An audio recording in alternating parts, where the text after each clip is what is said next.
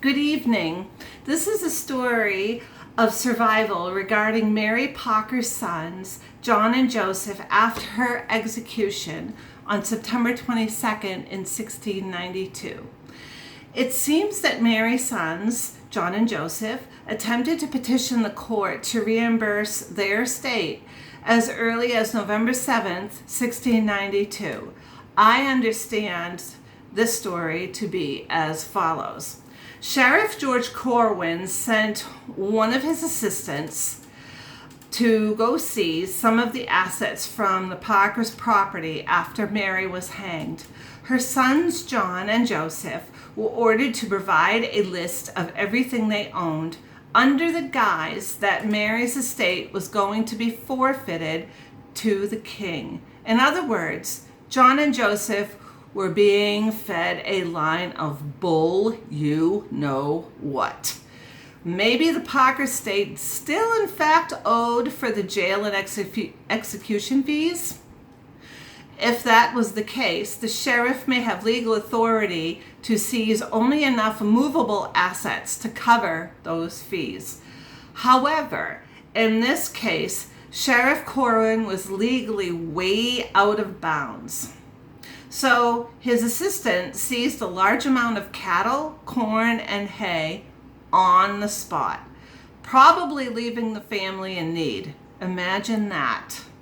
Their mother has just been hanged, and someone comes and takes away necessary means for their family's survival, especially with winter on the horizon. John and Joseph needed to do something, and fast. What unbearable stress.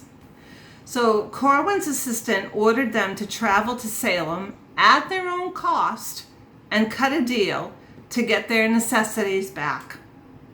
John and Joseph do make that trip into Salem and speak to Sheriff Corwin, who at first offers them to return their cattle, corn, and hay for about $1,100 in today's currency. After the brothers barter with Corwin, the sheriff says to them, "Okay, I will be nice to you. I will let you have your things back if you pay me £6, which should be paid to me within 1 month, which is about $665 in today's money." So even though John and Joseph were not as knowledgeable in the law as others, they knew that there was not any law in force by the Massachusetts Bay Province by which loss to the Parker estate could be forcefully taken away when Mary was condemned. Her sons agreed that they had to pay some money, but they were illegally led astray by the sheriff. John and Joseph asked the court to consider their case that November of 1692 to no avail. Now, it's important to remember that by now, the Court of Oyer and Terminer, which was formed in late May of 1692 to try the backlog of court cases that year, had recently been dissolved just before the Parker brothers petitioned the court in November of that same year. The General Court of Massachusetts passed legislation to create the Superior Court of Judicature November 25th, 1692. That court did not try the next cases until January 3rd of 1693.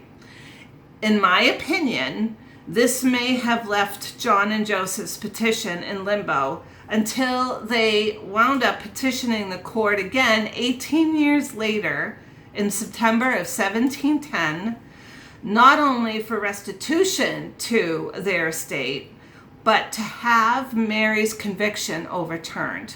Mary Parker's attainder was reversed on Wednesday, October 17th, 1711, and her estate was reimbursed £8, which is about $800 today. A complete life story regarding the life of Mary Parker can be found at the University of Virginia Witch Trials website under the tab People. And my source for today's story was The Records of the Salem Witch Hunt, pages 700, 848 to 850, 880, 881, 885, 887, 888, 889, 892, and 894. If you liked this video, you may enjoy The Final Journey, a walk from Federal Street to Proctor's Ledge, which is also on this channel, which is my journey from the old Salem jail to Proctor's Ledge, which is the execution site. And it's actually not the way to the jail that they would have taken from their final journey, but it's the safest walking way to go from the old jail to where Proctor's Ledge is today. And also you may enjoy an earlier video that I shot in 2019 called Proctor's Ledge, Salem, Massachusetts, which shows you the memorial. It also shows you Gallows Hill, where they originally thought that the 19 were hanged, and then also takes you from Gallows Hill down to Proctor's Ledge. So please feel free to subscribe and click the notifications buttons to view videos coming very soon. Thank you very much.